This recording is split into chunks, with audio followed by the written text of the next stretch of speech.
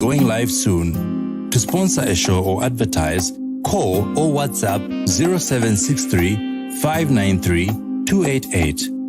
Melo Media. Melo Media. Melo Media.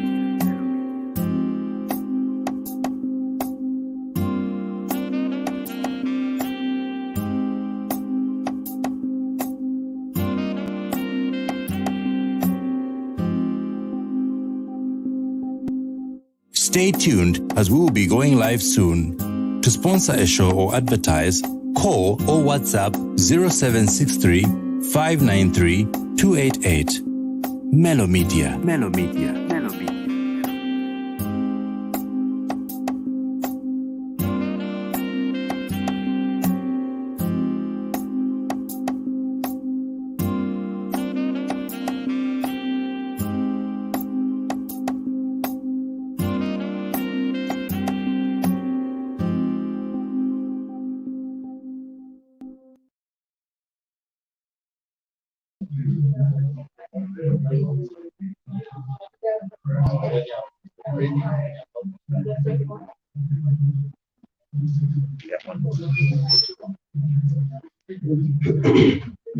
Good morning, ladies and gentlemen. Good morning, ladies and gentlemen. We are about to commence our program. And as we begin, I would request that we be upstanding so that we sing the national anthem.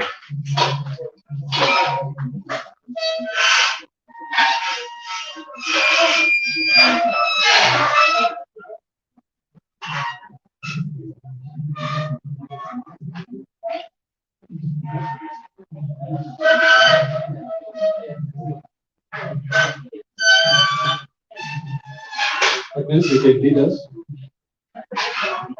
Sorry? Oh, the projector went off.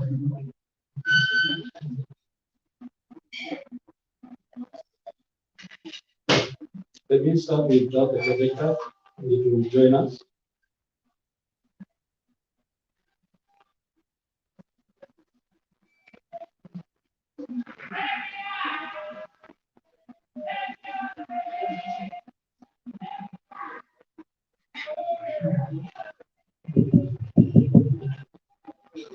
Stand and sing of Zambia, proud and free. Land of work and joy, lead us in the struggle for the right. We won't start.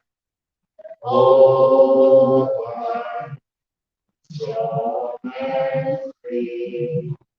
Africa is our own motherland, fashioned with and blessed by God's good hand. Let us all have people join us one, brothers under the sun. Oh, one, strong and free. Praise be to God. Bless our great nation. Free men we stand under the flag of our land, Zambia, praise to thee, oh one, strong and free, one land and one nation is our dignity and peace with Zambia's sky, like a noble eagle in its flight. Zambia, praise to thee, oh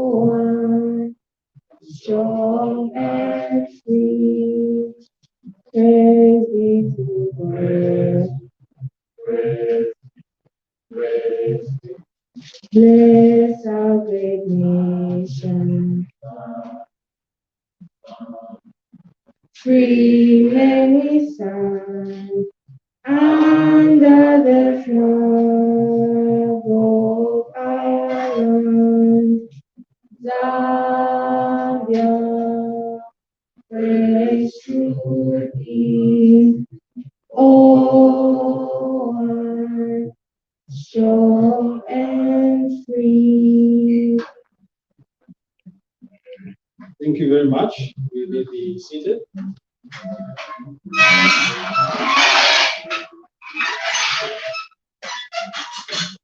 At this stage, before we get into the program, I'll request someone to give us opening prayer. Any volunteers to give us an opening prayer?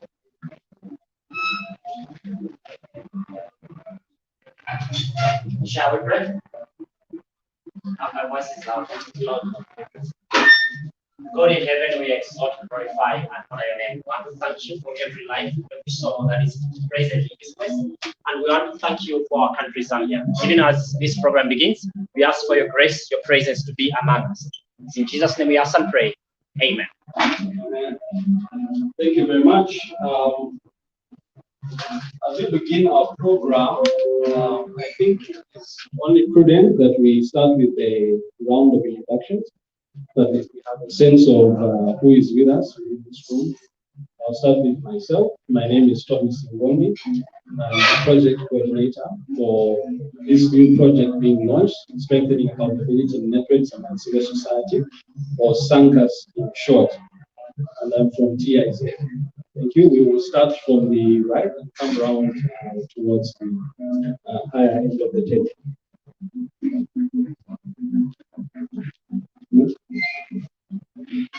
My name is Agnes Musamba. I'm the Knowledge Management Intern at Transparent International Zambia.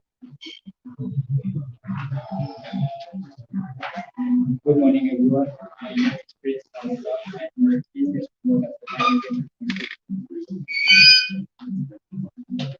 Good morning. My name is Martita Linda from Cloud FM. Good morning. My name is Adibis Daka from Chicago CV. I'm Daka Edo, Nisanga TV. My name is Ruth Ntavanju from Melo. Good morning.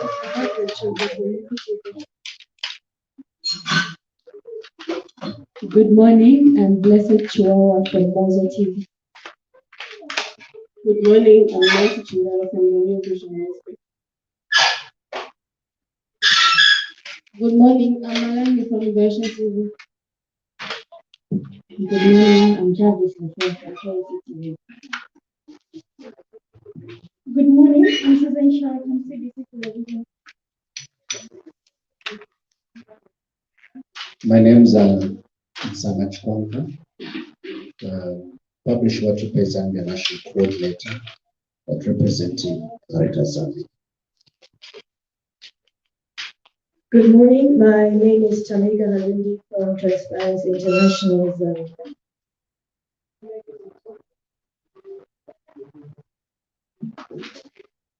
Good morning, I'm John Kundasauti from District Center for Theological Reflection, JCTR. Good morning, my name is Malika Manolele from School TV.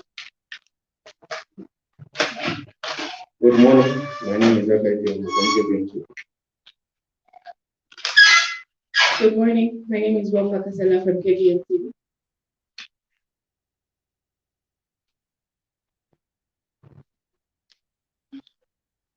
Good morning, I think I'm loud enough. My name is Yuliman from Good morning, my name is Teresa Kalinga from CBC TV.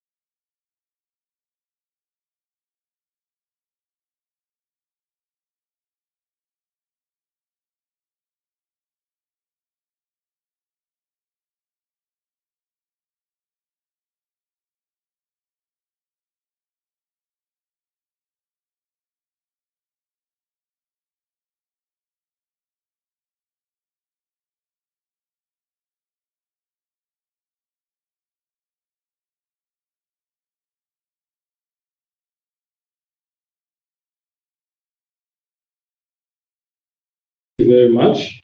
At this stage, we wouldn't want to keep the program held up. We'll go straight into the program, and I would like to invite Transparency International Zambia's Programs Manager, Mr. Raymond Butare, to give us some welcome remarks.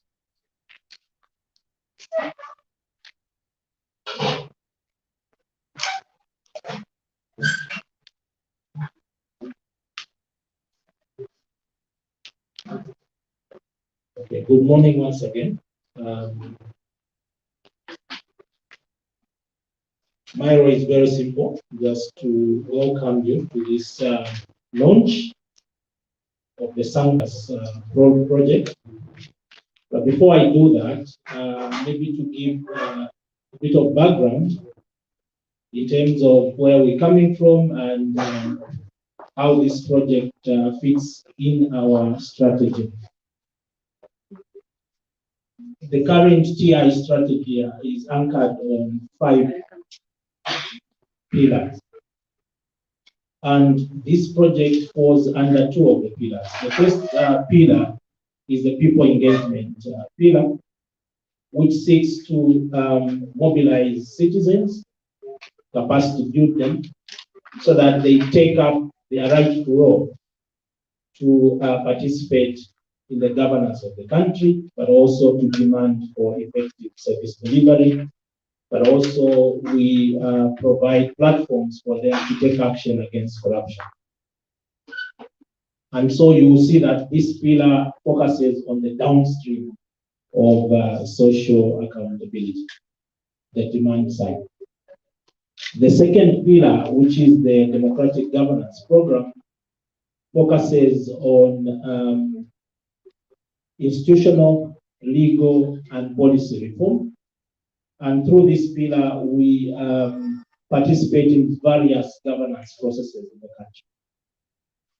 And one process that is very important is the financial management, public financial management process. And all our social accountability interventions are anchored around that process. So what the SANCUS project does, it sits between the people engagement program and the democratic governance program, because it has a component that mobilizes communities to understand the budgeting process, to participate in the budgeting process, to demand for effective execution of the budgeting process. And the evidence we generate from activities around community participation or citizen participation will inform our engagement with policymakers, engagement with decision makers around the budgeting process. So I don't want to preempt what my colleagues will talk about in detail about this project. I just wanted to make it clear that this project falls between the 2 first pillars of our strategy. Having said that, I want to encourage you to participate. Feel free. I'm told we are now in a free society, so feel free to participate. Feel free to ask pertinent questions so that we continue refining this project. We continue locating the project in an effective manner so that it contributes to the development of this country. Having said that, thank you very much. I would like to encourage you to continue participating. Thanks. Thank you very much, Mr. Mutale, for those welcome remarks. At this stage, we are coming to the intermediate segment of our program, and we will want to hear a bit more about the SANCUS project. And so we'll have 3 speeches that we'll be coming through. The first, we'll look at the global perspective of SANCUS, because SANCUS is actually a regional project, and we have a video presentation of video remarks by the SANCUS Global Coordinator, Kate Hanlon. And after that, we'll have the civil society perspective, because as you know, TIZ will not be working in isolation around these issues. And we will have a speech by Center for Trade Policy and Development, and we'll further have remarks by the Executive Director of TIZ. And having said that, we can move straight into the video remarks by Kate Hanlon, who is the SANCUS Global Coordinator.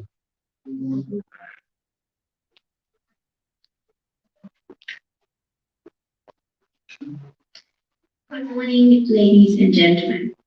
It is with great pleasure I can join remotely for Transparency International Zambia's launch for the SANCUS project. I take this opportunity to welcome you all and thank you for your participation. The fact that you have joined us today is very important to us, as this initiative will rely heavily on partnership, networks, and broad engagement over the next 2 years. My name is Kate Hanlon, and I am the manager for the SANCUS project globally. I am based at the Transparency International Secretariat in Melo, where I have been a project lead and manager for the last 8 years.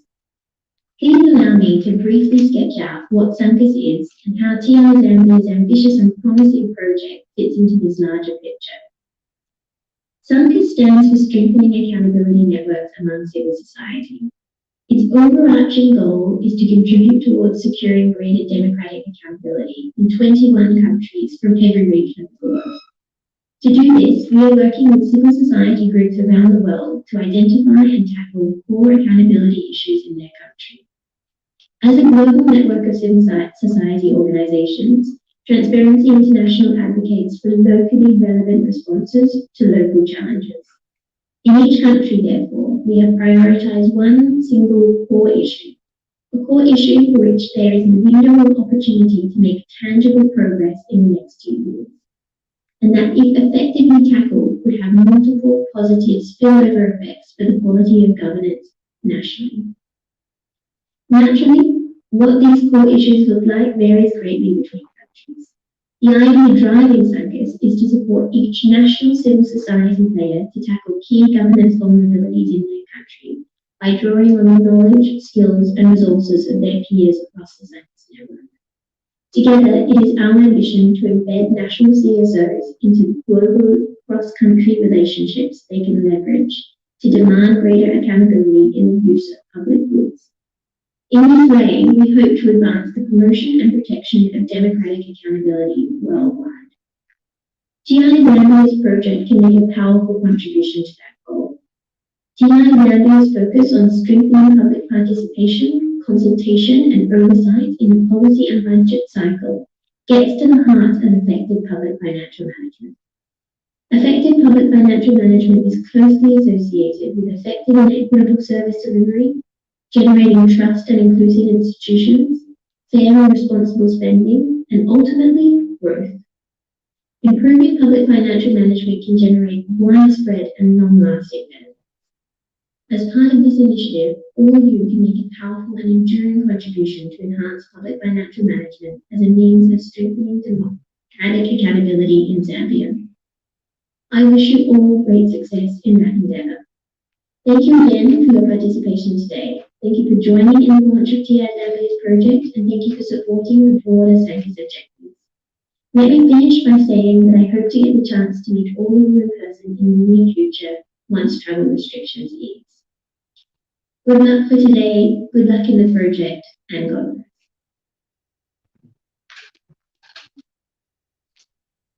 Thank you. Coming from that global perspective of SANCUS, I would like to invite civil society, and in particular, the Executive Director for Center for Trade Policy and Development, Mr. Isaac Melo.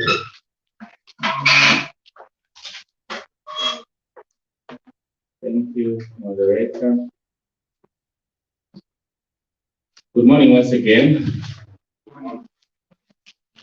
So allow me to first begin by acknowledging all senior representatives that are in this meeting, coming through from various institutions, those that are coming through from government, those that are coming through from the Auditor General's office, and all those that might be representing cooperative partners that have been working with our colleagues from the Transparency International Zambia.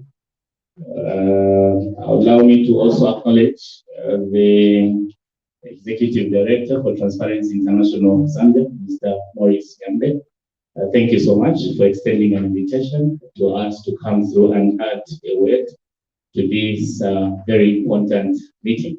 So as introduced, my name is Isaac Mwaipoko, coming through from the Center for Trade Policy and Development. And we were very delighted from the center to be invited to come and share our views with regards to this project that is being launched this morning. And from the Center for Trade Policy and Development, we are actually very delighted to see that there is such a unique project that is being launched. What is exciting the most is that this is actually being launched at a very significant moment in our country. We are just coming from the elections, and during the elections, you would agree with us that there were a number of promises that were made to the Zambian people. And part of the promises that were made were speaking to the need to strengthen accountability in the way public resources are utilized. So to see a project that is being launched immediately after the elections have been concluded gives us a lot of hope that going forward, there are mechanisms that we are putting in place from the side of the work we do in the civil society organizations to monitor and track some of the key promises that were made to the Zambian people. So allow me to share a few remarks in line with the agenda for the day, and would like to emphasize that the role of public finance management is one that is critical, especially in the governance of public expenditure. So through public expenditure, government aims to achieve its economic and national goals. And to ensure that the government attains these goals, it is important that resources mobilized from the public are utilized in line with prudency and maximum social benefit of the people. Public finance management is an important process through which all long-term and short-term goals of government are achieved. It is therefore important for all resources to be prudently managed and channeled to programs that are intended to contribute to economic prosperity. It is also key that the plan through which the resources are raised and spent is inclusive and transparency so as to represent the will of the people and the government. Public finance management in Zambia continues to exhibit poor performance. If you look at the 2020 Auditor General's report on the accounts of the Republic, it strongly supports this assertion. Firstly, unaccounted for revenues increased to 971,488 in 2020. That is from 531 in 2019, according to the report. The report also further revealed that wasteful expenditure stood at 1.4 billion in that year. This means that about 1.2% of the 2020 national budget was wasted expenditure.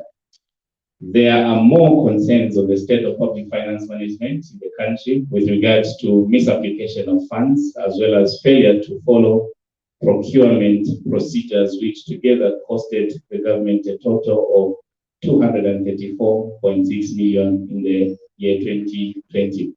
So when you look at these figures, these are resources that, if they were channeled properly, these are resources that would have gone a long way in helping the country. If you look at the challenges that we are facing as a country, there are quite many. One that I can isolate is the issue of public debt. So this country has accumulated a lot of debt from various sources, part of which includes debt we've gotten from countries such as the Republic of China. We also have debt from Western countries, and there is need for this country to pay back. But besides that, you would agree with me that the country continues to grapple with the COVID-19 pandemic, a pandemic which demands for a lot of resources for us to finance. We need to pay our men and women who are at the forefront fighting or helping us to mitigate this disease. We also need to buy a lot of equipment, PPEs, to support this whole process. But besides that, there are also COVID-19 vaccinations that need to be procured so that we can support the health pandemic that we are dealing with. But if we put resources that are wasted like this, then it complicates the whole process and leads to dependence on donations that are coming through from our cooperating partners, which is not supposed to be the case. When we do have resources, the best that we think we need to do is to maximize in terms of how we utilize them. So efforts to improve public finance management in the country have not yielded much results. For instance, reforms that government had undertaken in the past, such as the replacement of the Public Finance Act of 2004 with the Public Finance Management Act of 2018, have not tallied with improvements in the Auditor General's report.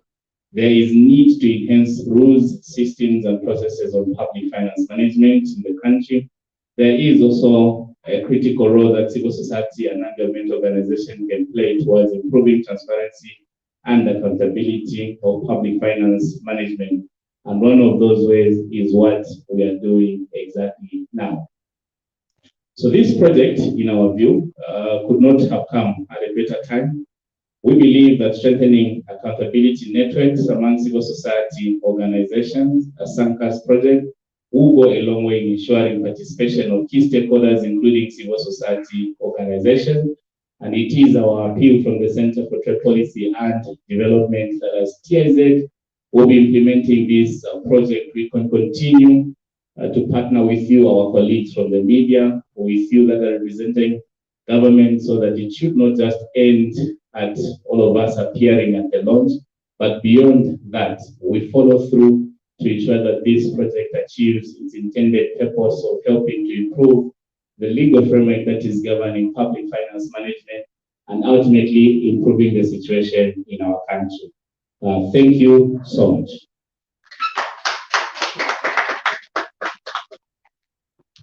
Thank you very much, Mr. Melo, for giving us that civil society partnership perspective of the project and the public financial in general.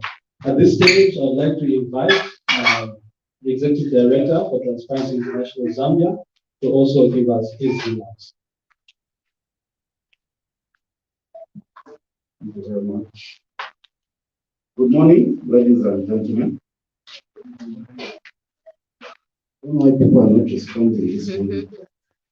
Good morning. Let me try again. Good morning. Good morning. It's good to see all of you here this morning. By the way, I don't know if any of you noticed, but that was the longest rendition of the Zambia National Anthem that I've ever heard anywhere. I don't know what happened there, but anyway.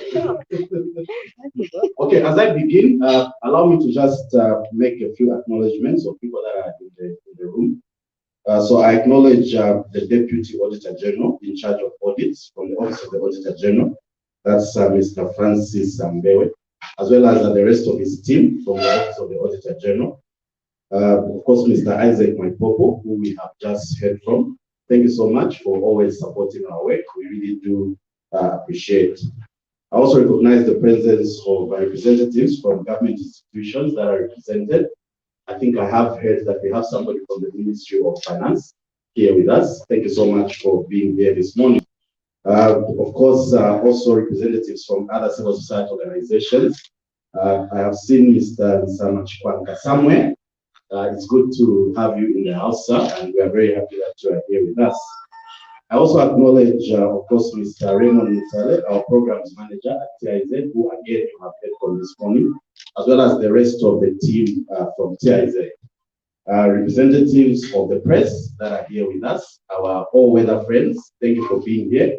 Distinguished invited guests, ladies and gentlemen. But I'm also reminded that we have a virtual audience that is following this launch. And so welcome as well to everyone that is following online.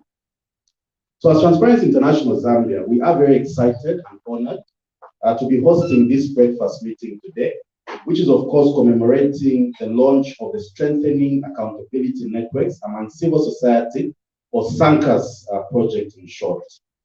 Now, our enthusiasm stems from the fact that this project focuses on public finance management including the prudent use of public resources and accountability, as well as promoting public participation in policy and budget processes in Zambia.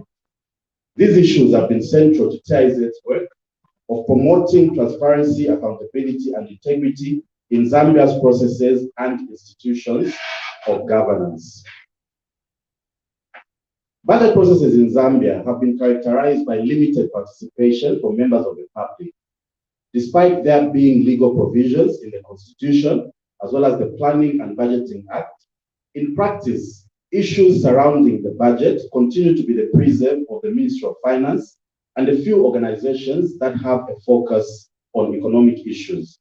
Now, this has partly been due to limited dissemination of budget-related information to the public in simplified terms, in addition to inadequate information of when and how to engage with the Ministry of Finance or relevant stakeholders on budget-related issues. Further, the scope of interactions between civil society and the Ministry of Finance on budget formulation has been less than ideal. Now, related to these issues is the need to enhance horizontal accountability among government institutions. This refers to the very important role that oversight bodies such as the Auditor General's Office, as well as the Public Accounts Committee of Parliament, play to hold the executive accountable on the use of public resources. Now, this is very important in order to create confidence in the public and also as a clear deterrent for public officers to desist from engaging in corrupt practices or indeed the imprudent use of public resources. Now, despite all this, there remains a key challenge of ensuring that the Auditor General's report does not become a cosmetic report over which no actions are taken on any erring officers that are mentioned in the report. As TIZ, we are very encouraged by President Hakainde Hichilema's commitment to ensure that Auditor General reports are acted upon, and we will be on the lookout to see the actualization of that commitment. Now, ladies and gentlemen, central to this discourse on transparency and accountability is the ability of citizens themselves to hold public officers at various levels to account for the decisions that they have made and the use of public resources. Currently, the government has given commitments of a wider civic space for citizens to question portfolio holders and ensure that resources are used prudently. As TIZ, however, we are of the view that as commendable as this is, or as commendable as this commitment is, it will remain hampered by the continued absence of an access to information law. You will agree with me that without adequate information, citizens are ill-informed to demand for accountability and ensure that their resources are utilized in the correct manner. The critical importance of information in transparency and accountability in public finance management underscores the role of the media as a key stakeholder in this equation. The media influences the level of public awareness on issues surrounding budget processes and public finance management. Therefore, in the context of the SANCUS project that we are launching today, we will be working very closely with the media to ensure that the narrative around public finance management is relevant and well packaged for public consumption. Ladies and gentlemen, it is our hope that the SANCUS project will work to address some of these challenges that are highlighted in order to foster improved public finance management in the country. We will, of course, be hearing more about what the project entails, but basically the main goal of the project is to strengthen public participation, consultations, as well as oversight in policy and budget cycles, and to be implemented through a three-pronged approach of network building, vertical accountability, and horizontal accountability. The project will further be implemented at national and sub-national level in 6 districts, these being Chipata, Petauke, and Katete in Eastern Province, Choma and Livingstone in Southern Province, and Mongu in Western Province. Our hope is that this project will improve the public finance management landscape and enhance public participation in these processes. As I conclude, I wish to reiterate the commitment of TIZ to promoting multi-stakeholder collaboration to improve public participation in budget processes in Zambia. I further emphasize our commitment to enhancing transparency and accountability in public finance management in the country in order to better the lives of all our citizens. Last but not least, I would like to express my sincere gratitude to all of you that have taken time out of your busy schedules to commemorate this launch with us today. We really do appreciate your support, and we look forward to our continued collaboration as we continue the fight for transparency, accountability, and greater public participation in public finance management in Zambia. With that, I would like to say thank you very much for your attention, and may God bless you all. Thank you.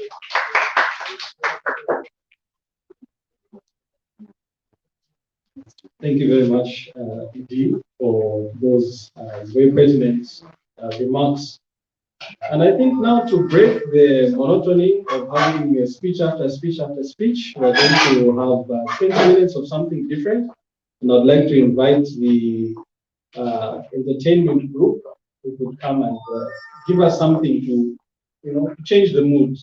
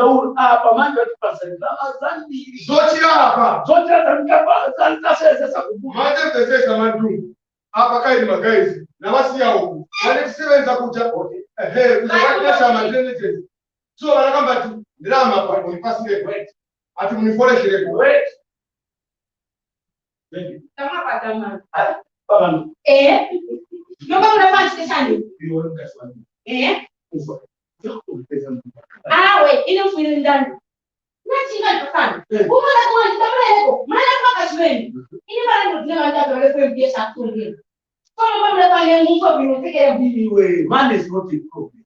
I'm an engineer. Also, no problem.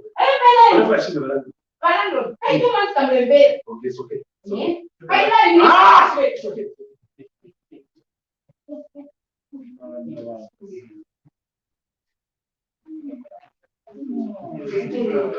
One side.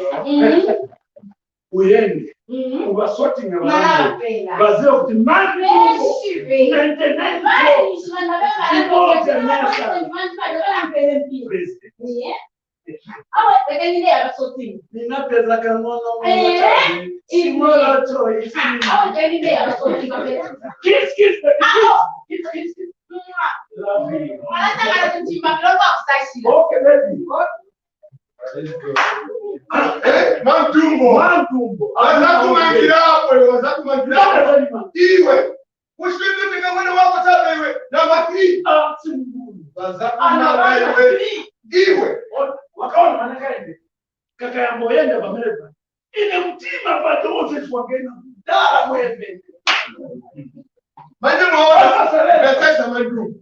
nakuza kujaa kuticha contract ya unati pasa ika hapa manje tambongula kwa kuilo pamono na ngochinja kwa kudumba ngotelekeza manje wanituma kutia itandana kitaka gana kuti isekai ikifura one fight then you want people to isekai ije Ati mlipasi na wakabati kumayo kachasi kwa ofisi. Mati, iwe besesi. Mkani ya ndalama. Mkani. Yote.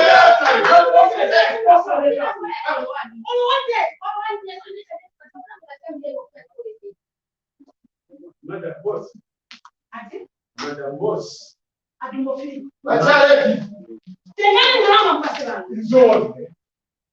Na ndio report mwamini mnakingia contract.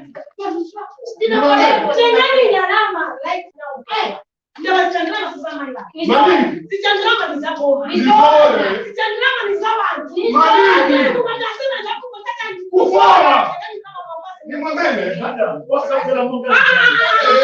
Madam, wakati kwa. Mwambe, na pesa watu wapi? So anatomfui pakapa. Sisi tunatokuwa. Yeye mimi mnamwambia kwa action. Mwambie apeleke chumba. Madam. Transparency international. Unataka kumbela ni pangani ya mimi mtisa. Hapo mmoja pasi wapende kwa pasi ni nifuzie kwa nifuzie. Familia watu transparency. Ndio wanalia. Transparency international Zambia. Wachi tu ni wachi tu ni chize. Hawa watu. Wao ni kile contract za Adumu. Adumu wanataka sote ni kama imono. Ticha drama tukapasela nao watu wasemaji. Basi wewe.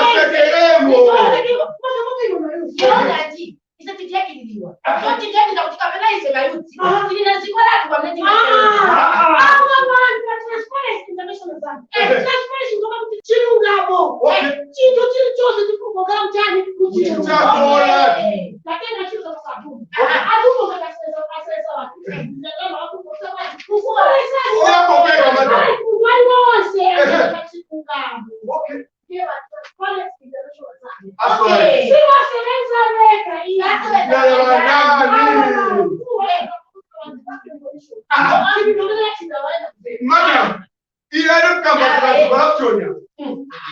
Ndio hapa nanga hapa moja ni corruption.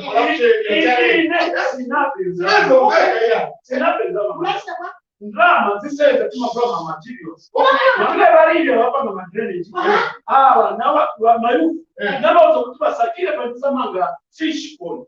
Na wao kutupa station kwa patana ba. Pamali. Ita station itoke. Tifakepo fish pond. Kuti banyama hata wakati kumanga padi. Pamela. Hiyo project maneni. Uko ni kusopone. Hizi drama za mimi mapasi watu wao. Izona. Hii drama ya mimi kila kugoma. Mpaka mpaka kwa drama za pili. Mimi zako swezi. Sote hizi ya hiyo kwa watu wa community. Andi hiyo sasa kama yako community. Izona. Okay. Endani kuli watu wa community. Ukamle nao. Family wako. That's right.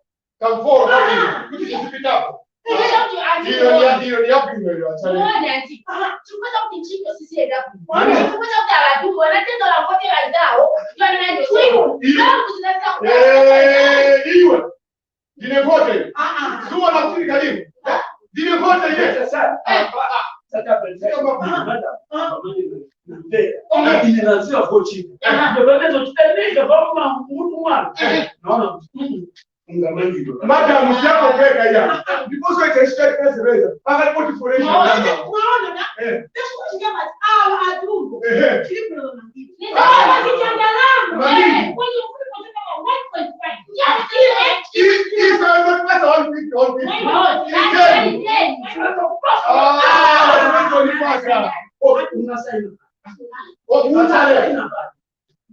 Hiyo sasa usaini sasa ukipenda drama. Ona kile sasa yangu. Ule mnasikira mero So chai. people was no problem. Aba madam. So maana unatuona hivi ndio kishika baso.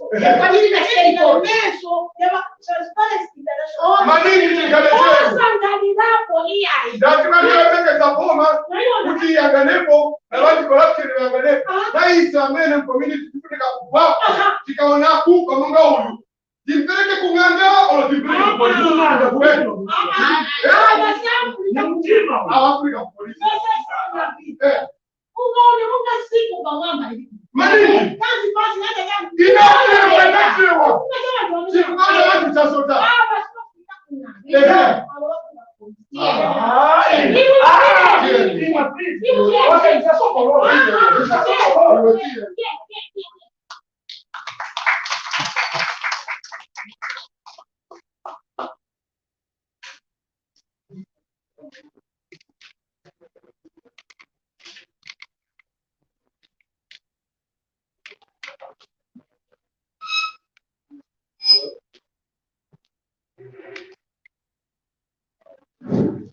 Well, welcome back.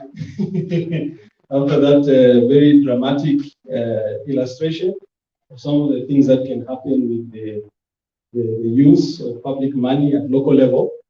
But coming back to the program, at this stage, we would like to invite the Deputy Auditor General to come and give the keynote speech for the launch of this event.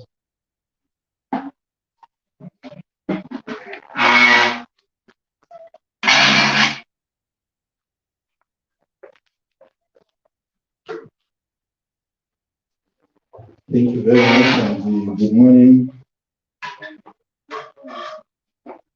Yeah, I enjoyed that sketch. It was the realities of life. It may look like they are just acting, but you see such examples. So kudos to TIZ. So I'm here to deliver a speech on behalf of the Auditor General, Dr. Dick Sheras Chembe, who could not make it today because of other equally important activities at Parliament. So he asked me to deliver this message to this very important function. My name is Francis Melo, as introduced. I'm Deputy Auditor General in charge of audit activities in the Office of the Auditor General. The Executive Director of TIZ, Mr. Morris Nyonde. The Executive Director for CTPD, Mr. Isaac Mopoko. A representative from Ministry of Finance and other government institutions. Representatives from civil society organizations. Members of the press, our friends indeed. Distinguished invited guests, let me just say, ladies and gentlemen. It is with great pleasure that I officiate at this important event where strengthening accountability networks among civil society, abbreviated as SANCUS, project is being launched by TIZ. As Auditor General, I'm delighted to note that the main objective of this project is to strengthen public participation, consultation, and oversight in policy and budget cycles. As we know, greater public participation in development and budget processes are reliable indicators of a healthy mechanism for ensuring transparency, accountability, and prudent management of public resources. The more involved citizens and other institutions are in oversight and in demanding for accountability, the less the opportunities are for corruption, mismanagement of public resources to thrive. This is key for development of any nation.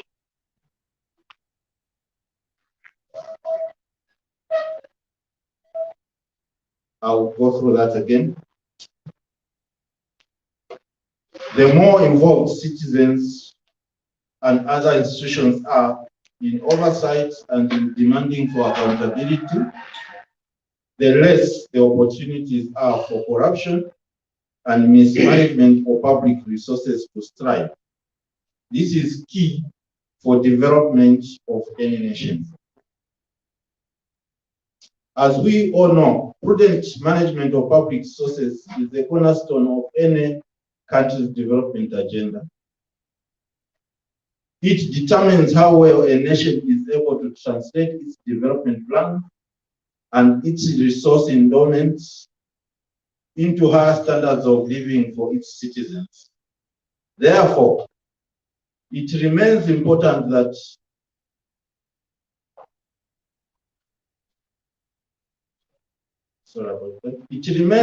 that transparency, accountability, and integrity characterize the utilization of public resources at every level of government.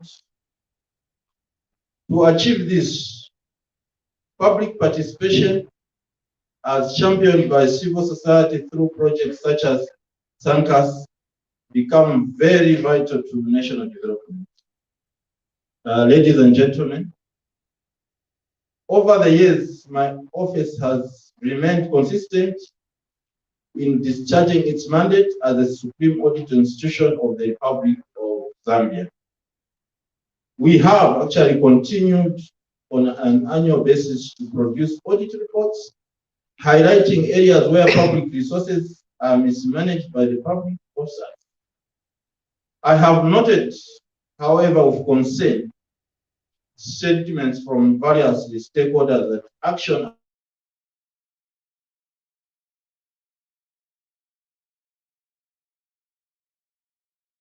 this responsibility. It is, ladies and gentlemen, in this vein that I'm delighted to acknowledge the role of civil society in demanding for increased accountability in public finance management and in calling for more stringent actions to be taken against the ailing officers cited in the reports of the Auditor General.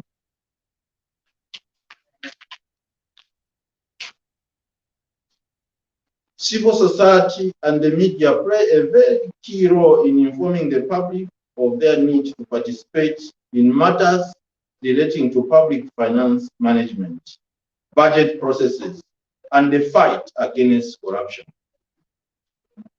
They are also crucial in advocacy for legal reforms to strengthen access to information which empowers citizens and the CSO to demand for accountability. Ladies and gentlemen, the Office of the Auditor General remains committed to working with the civil society organizations such as the TIZ, as well as other stakeholders to promote integrity and accountability in public finance management. It is our sincere hope that this project, which is focusing on strengthening accountability networks among civil society, will succeed in promoting public participation, consultation, as well as oversight in policy and budget processes. My office is committed to working with the project towards achieving its objective.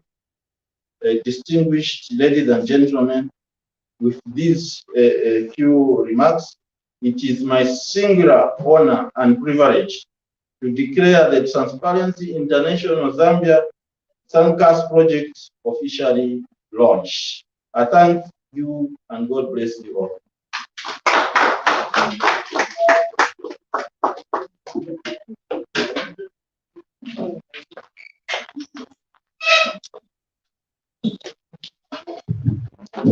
Thank you very much for those remarks and the official launch of the SANCUS project for TIZ.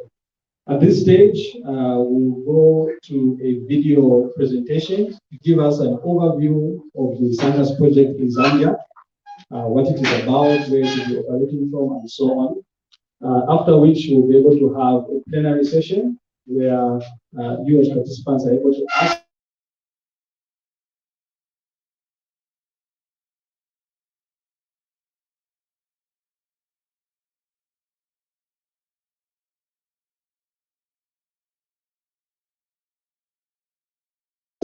has been limited public participation and consultation in the financial management policy and budget side, as well as inadequate parliamentary and other oversight institutions over the budget side.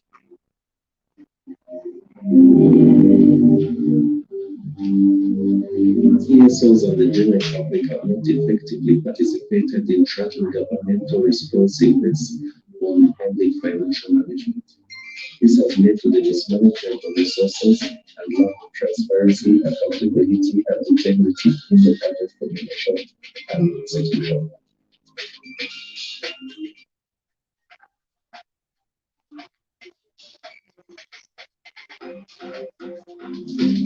Public finance management talks about how public money is budgeted, collected, and used. The new strengthening accountability networks among civil society is to encourage more citizens' participation in public finance management and to improve monitoring of public money. Some of the partners we will work with are the government of the Republic of Zambia, civil society organizations,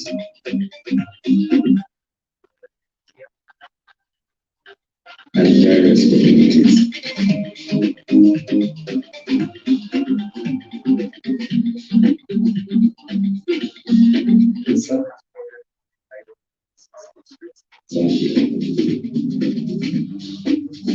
In Eastern Province, we will work in Chipa,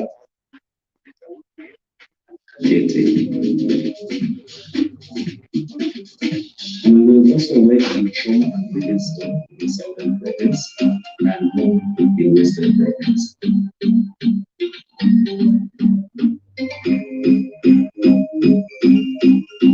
We will develop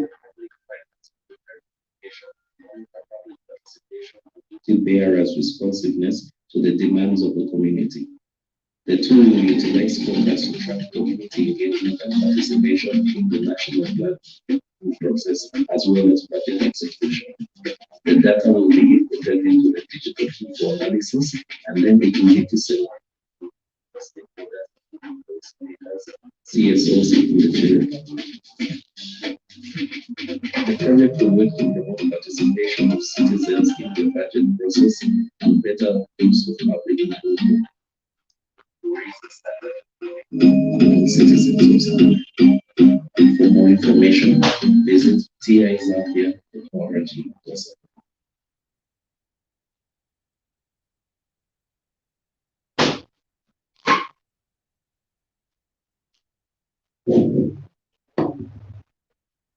At this stage, I would like the officer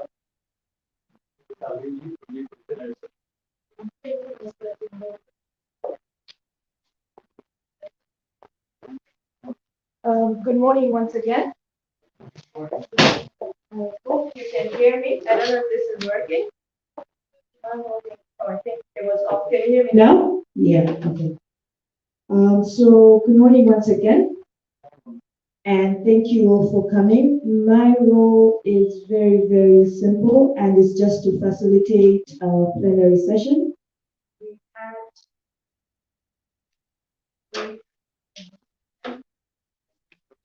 We've had speeches from various stakeholders.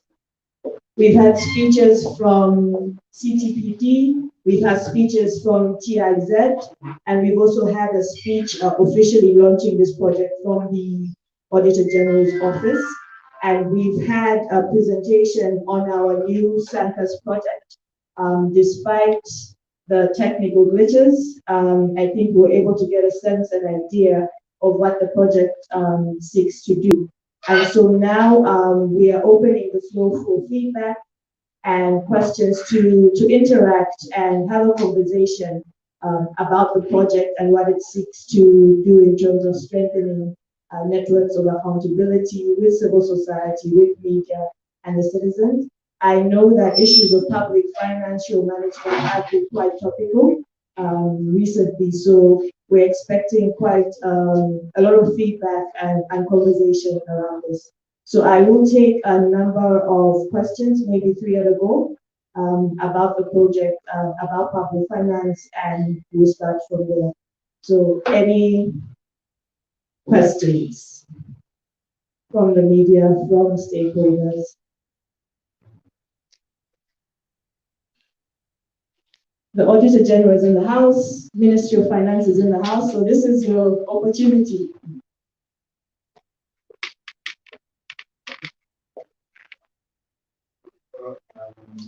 I follow the presentation by the General of Level Constitution and also from CIZ side, in fact that they have now become an academic system. Budget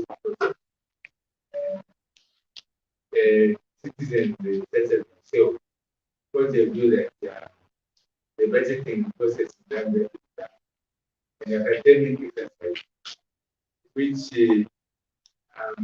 as a matter prefer facilitate people's participation. I am a comrade Eric from Rainbow. Why do I say the budgeting process in Zambia keeps citizens away? Because it's basically driven by state house. I find that the state house to so Ministry of Finance since 1964 to ask citizens to able to go budget information that you can make contributions. Citizens will make proposals. Then later, citizens from a professional point of view, the media, for instance, for many years we have been calling for tax-free concession on equipment like camera, going on zero rating of news. But the Economic Association of Zambia, TIZ itself, or many other institutions, engineering association of Zambia, will make that they will make a submission before before the budget is announced. Then again, after the budget has been announced, we will see again, just like it becomes like Rania said, in like a ceremony. Again, we hear that post budget meetings are held. But the government is like it's modeled, has modeled in the budgeting process in cement, where it's like there's no room for any alteration. So you wonder, does government really, does it really save the people or it saves itself? So for me, I've lost interest in government. Or our government, does it save us or it saves itself? Who does it save? It doesn't listen to a citizen. Because the citizen, they claim that, for instance, HS claims that he is a servant of the people. So if a servant for people, like he says, you raise the bar high. We're going to hold him accountable to it, whether at all he is going to walk the talk by altering. We should see some alterations to the budget so that the interests of us citizens are taken into account. Because at the end of the day, after 2 years, after the SANCUS project comes to an end, that is in 2023, we'll still come back here when they're renewing again, think that the same play will be the same brilliant performance like the Deputy Auditor General Comrade Francis Mbewe alluded to that he was satisfied with it. Again, we'll be back to the same drawing board. Zambia is not making progress. It's ridiculously ludicrous that 57 years after independence, we still see a budget process that doesn't accommodate the views and interests of the people. I submit. Thank you for that question. Thank you for that question. It's a loaded question. I will take A question, comment, and nomination. I see another question here. Please proceed. I'm Mangaya, Director for Women and AAUs. I have two questions, one for Transparency International and one for CTPD. I'll begin with the question for CTPD. You indicated that there have been wasted resources that have been named in the general report. And this wasted resources, if you are put in good use, they could have contributed in resolving some of the challenges the country is facing. Like now we're facing this problem of COVID. We do not have much resources to procure some vaccine to give to the people. But it does not indicate some of the measures the government can use to secure these resources. So kindly help us. What are some of the proposed measures we intend to do? We intend to give the government to resolve this problem. Then to Mr. Nyambe, Transparency International, he proposed punitive action against hearing officers that are named in the Water General report. And we are aware that the Water General report, according to what has been said in the past, it's just an opinion. The security agents need to intensify investigating what has happened. So how do you intend to compel government to put their nose on the problem named in the Water General report, like mismanagement resources, so that those people with long fingers are cut short, considering that the Water General report does not have the power to prosecute itself? Or maybe you would want to propose the executive to give the Water General power to prosecute those people, since they know where the problem is, and they could go easily pinpoint this is where the problem, and they can compel those people to squeeze them so that those with long fingers are cut short. Thank you so much for that question. I see another question right at the end. I'll take that as the last question for this round.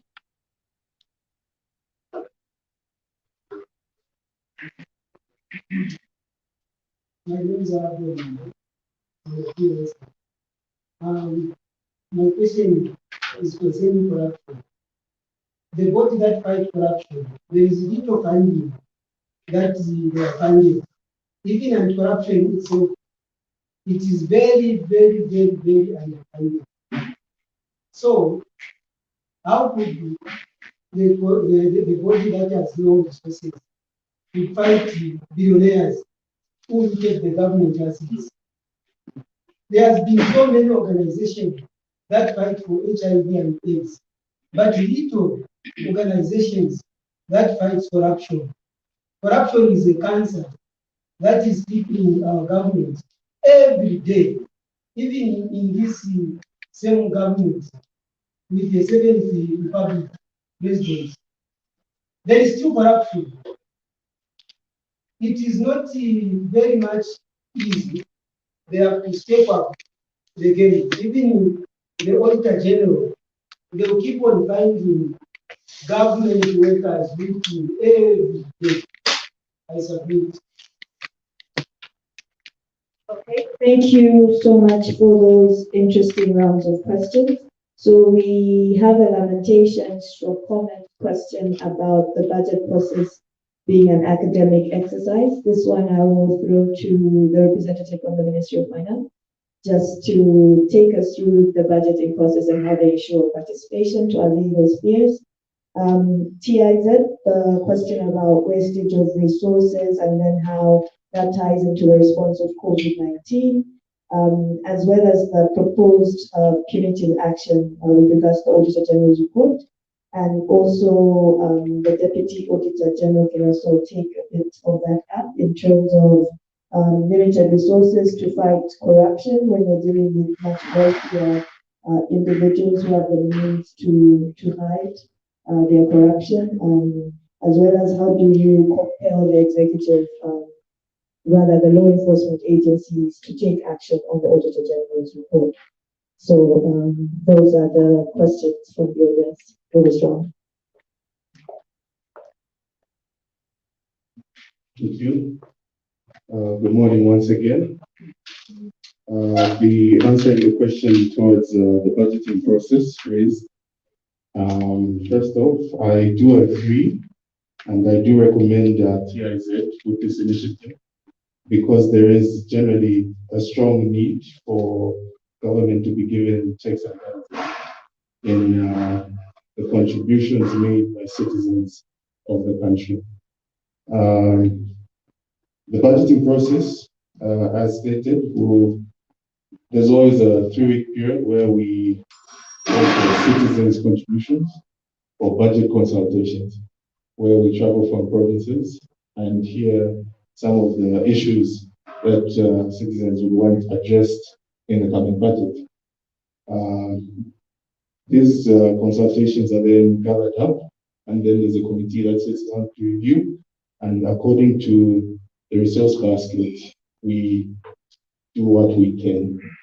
But I do feel and agree that there is a need for more participation from the citizens of the country in the budget so that we may always deliver a budget for the people.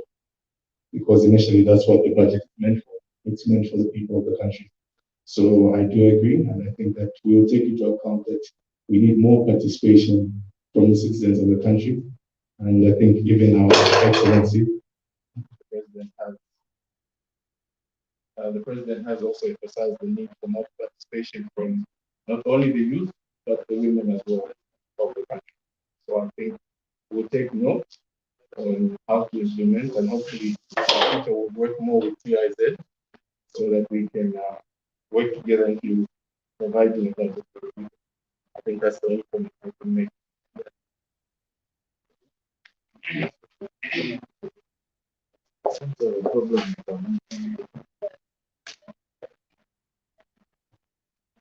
All right.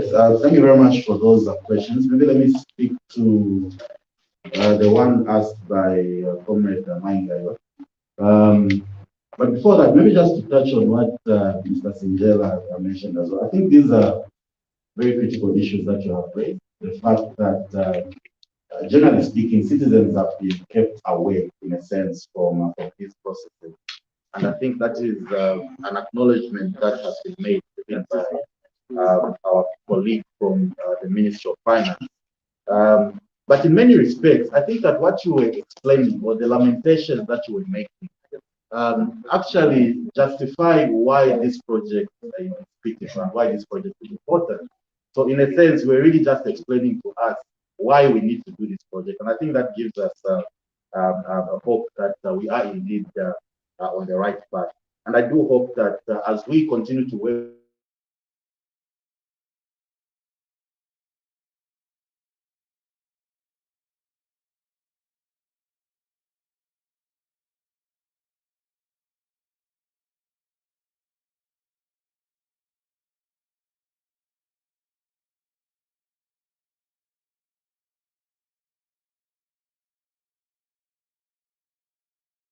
think this is a critical, an issue of critical importance.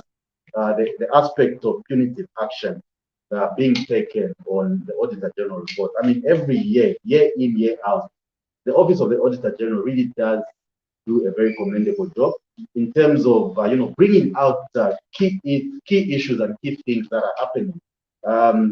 I don't imagine that it is a very easy job that they do. I do know that because I mean it's got a lot of connotations attached to it, whether it's politics, whether it's whatever.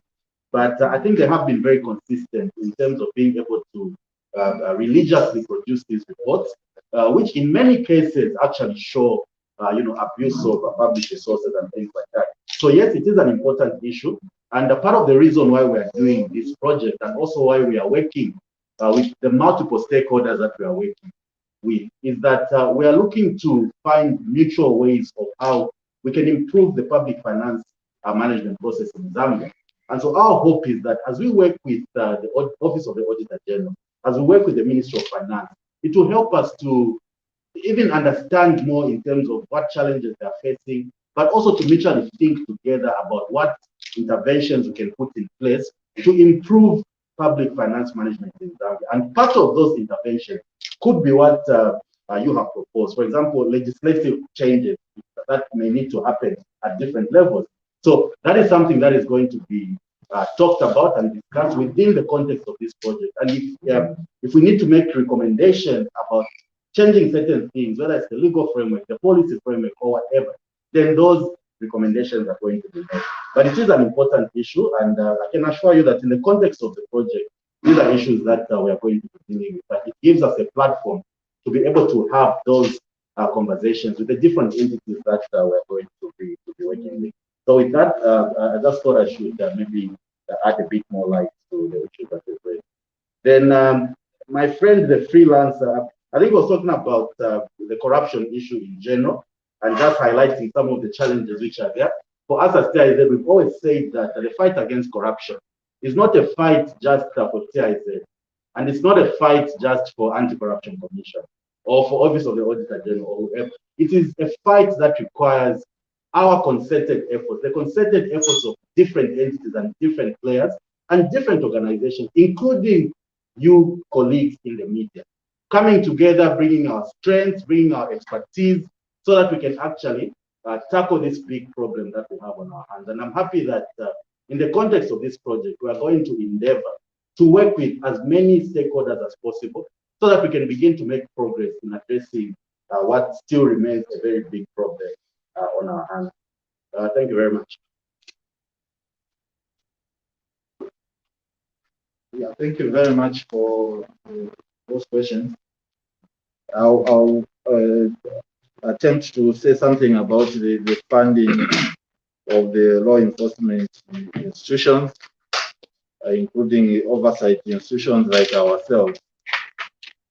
Yes, it's common knowledge that these institutions are underfunded. Also, we have heard recently that the government has committed that there will be more money actually being channeled to institutions like ourselves. But one thing I want also to say that we'll never arrive at a place where we'll be very happy in terms of funding. So just to call upon all institutions involved in the fight of corruption, also to be efficient.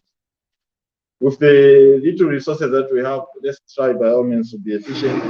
If our integrity is on top of things, even if we are fighting billionaires, we should be able to succeed in this fight. So it's more also about coming up with the most efficient ways of utilizing whatever resources that we have. For instance, in our office, we have an approach called the risk-based approach, where we want to attend to the most risky areas. For instance, between Minister of Labor and the Minister of Health, where do we put more resources to? Obviously, we would put more resources on the Minister of Health because of the importance that it plays in the lives of citizens. So yes, we are looking forward to getting more funding in the new government according to the pledges by the government. Also, just to comment on how do we make sure that punitive action is taken. I think this is like the executive director said, it should involve everyone, to be honest.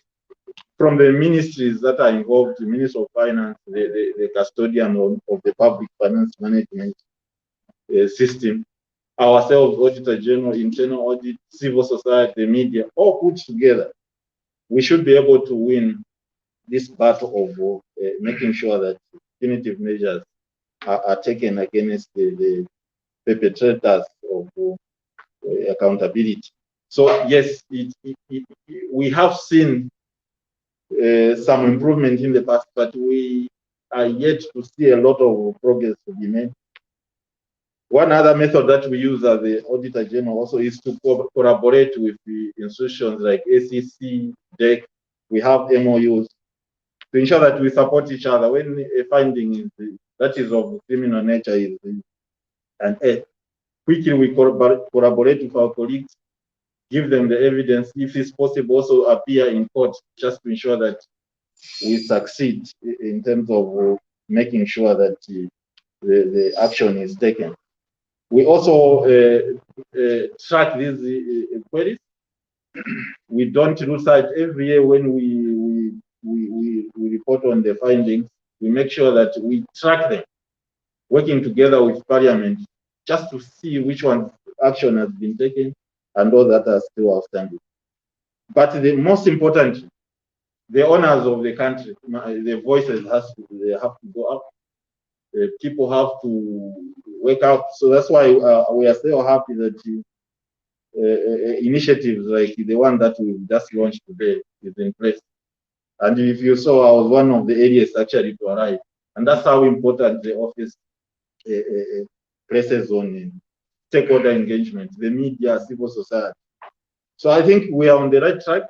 We should be able to see results, I think, very soon. So let's just not just speak, but also be action oriented so that at the end of the day, the benefits should be passed to the ordinary citizen. Yeah, I submit. Thank you so much for those comprehensive responses on our call and our panel. Do we have any other questions? Okay. Sorry, you have to speak on, I think, the mic now. Just introduce yourself and start. Sure. Anyway, to start with, I would like to commend TIZ and the Auditor General for being consistent in advocating to see that the public participate in this country. One other challenge that personally I've noticed is besides calling on the public to participate, we're living in a society where certain organizations or civil societies, they tend to back government on each and everything that they do. It be good or it be bad, they tend to back them. And in the statements that were given, there was the issue of debt that was mentioned. And the government today has accumulated more debt on a budget that's on a consumption proposed budget. So you find that instead of trying to put to task government so that they do the right thing, we have these organizations that are coming and praising government on everything, which to some extent it's suppressing citizens to make the right decision on what they should participate on. Because on one end, we have organizations that will tell us to say the borrowing that government made recently, or they want to make, it's bad for the citizen and it's bad for this country. And then another set of the organization or civil society can say it's good. So, if there can be means and ways that you civil societies can just for once side with the people and not focus on maybe sustaining your organizations or sustaining your organization or praising government for you to look relevant. My appeal is, even as you are speaking to us, speak also to other civil societies to be objective and not to focus on their bills. Thank you so much for that question. Any other questions or feedback or comments for today? Please just introduce yourself, and if you don't mind, could you stand so that we could hear you? So your mic on previously. Good morning again. My name is Melo from Alliance for Community Action. So my question really, I don't know if it's a concern, is that in the past we've really seen projects being good projects being abandoned midway because we've really not engaged the citizens who are on the ground on the importance of the project. So my question is to TIZ, how will it ensure that this project is taken to higher ground, and to ensure also that it reaches to the smallest groups in the society to ensure sustainability? And then also, how will it work hand in hand with the local based CSOs? I think that's the question. Thank you so much. Any other questions? This will be the last round. This side has been so quiet. Any question from this side? Oh, I see a question in the back. Yes, sir, please. Thank you so very much. I'm John from JCPR. So first of all, just to commend the project by TIZ. I think it's quite a good project, and I'm elated to start. Maybe one or two questions. First of all, it's just to know the kind of activities that this project undertakes. especially in terms of strengthening community participation. I ask this because as I work with the community, you discover that after you engage them, that lobbying skill, that advocacy skill, often would lack, especially if there is no remuneration. That is my life, my concern.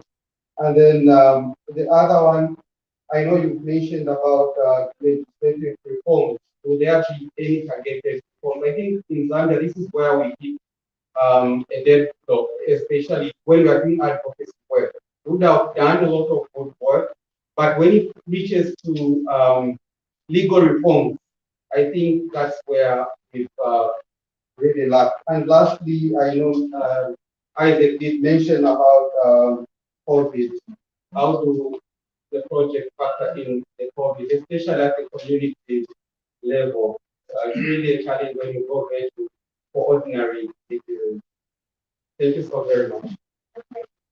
Thank you so much for questions.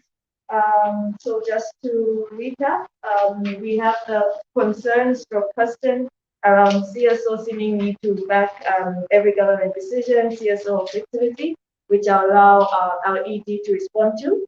We also have a question on citizens' engagement, ensuring sustainability, as well as the project activities, and how we'll factor in the COVID-19 pandemic, which allow the project coordinators to respond to. And then we have the issue of targeted law reforms. Can I split it between our ED and the project coordinator? But if the Ministry of Finance or the Office of Auditor General wants to come in, please feel free to jump in. Thank you.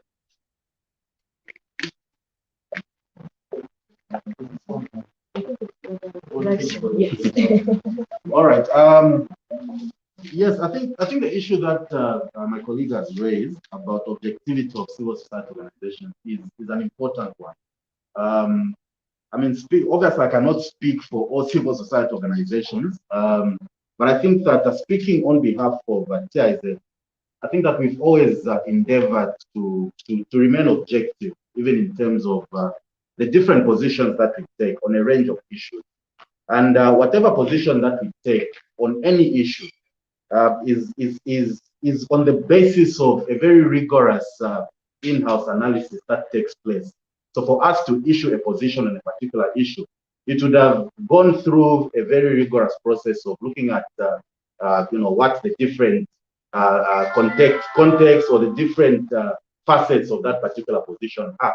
And I think the only commitment that I can make is that that is something that we'll continue to do. For us, it does not really matter who is in power or who is not in power. I think that our position really is determined by the analysis that we do on a particular issue, and we'll always stand for those positions. So, for example, to give you an example, this week we have been, of course, you know that it's the first 100 days commemoration of the UPND in government.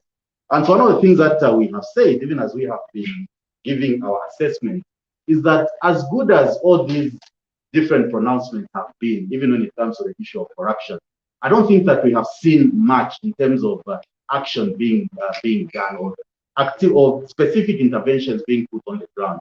And I think that is a criticism that we have brought out.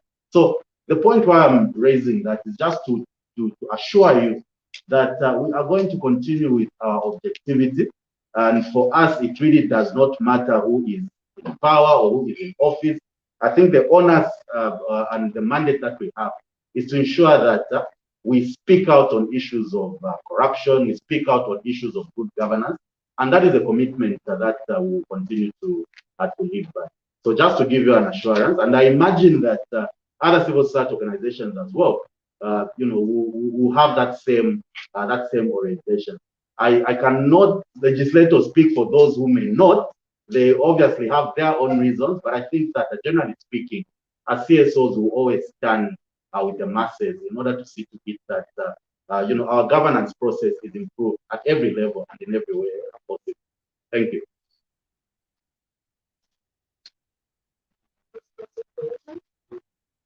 Since the mics are down, I can just project with that stand a little closer. There was a question around to what extent the project goes down to community level. And unfortunately, the projections to sound during the presentation about the project were not loud enough. But basically, we have 6 selected districts which the project will also be active in 3 provinces. So we have 3 in Eastern Province, 2 in Southern Province, and 1 in Western Province. As a start, perhaps as the project may be extended, those areas may be expanded, cover a number of other projects. Within each of those districts, we have what we call transparency action groups, who are not necessarily employees of TIZ, but definitely collaborate and work with TIZ at district and community levels. And so we have a string of activities at that level and also at the national level that will include capacity building around social accountability issues, public finance management issues, budget processes, and how they can best take advantage of those spaces to advocate for particular issues. There will also be service delivery monitoring that will occur at that particular level, as well as interface meetings for them to be able to hold local leaders to account for various public finance management issues. Coming to legal reform, there are some pieces of legislation that we are particularly targeting. I may not be able to mention all of them, but some of them are targeted towards public finance management. And I think in trying to strengthen the role of the Auditor General in terms of linking it to law enforcement agencies. We'll also be working with parliamentarians on that front. We'll also be advocating for, I think he even mentioned in his speech, issues of the Access to Information Act, which I think is something that all of us as citizens should be looking forward to.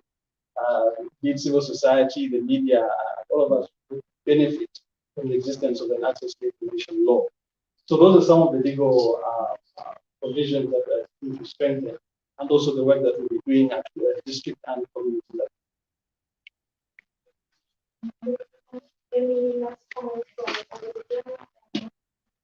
Okay, so thank you very much for those questions. And I was just to encourage the CSO, the media, not to get discouraged. I know that there could be some other players who are seemingly working against the good cause. But these will always be there.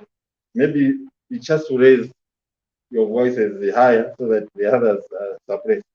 So we are hoping that the initiative like this one should be able to achieve what we want. In terms of legislative reforms, yes, we as an office, we support the various reforms, be it in the PFM, be it in terms of access to information, and also specifically ourselves as an office, we would like to see more independence being accorded to the office. We seem to be doing very well in terms of operative independence, but on the administrative independence in terms of resources and the recruitment and the discipline of employees of the office, we still rely on the mainstream civil service. So we are hoping that the initiatives relating to legislative reforms will work to our advantage, and we thank TIZ that they seem to be speaking the same language as ourselves. So just to call upon the media and the CSOs to come together also, so that at the end of the day we achieve what we want in terms of legislation. Thank you so very much. I think that will wrap up our plenary. But please still feel free after the event, if you have any questions, you can approach our ED or the Deputy Auditor General or the person from the Ministry of Finance to answer any lingering questions. So without further ado, I will ask Tony to bring the thank you. Thank you very much to Tariqa for assisting with that plenary session. At this stage, we have come to the end of our program, I think in good time. I think we've beat the program by about 30 minutes, which is good, keeping it short and sweet. My role here is just to close and to thank you for your participation, the questions that you've raised, and the interactive nature of our sessions together. And we also look forward to working together throughout the life of the SANCUS project. At this stage, and as we close, I'll just invite everyone to come to the front so we can take a group photo as we close the program. Thank you.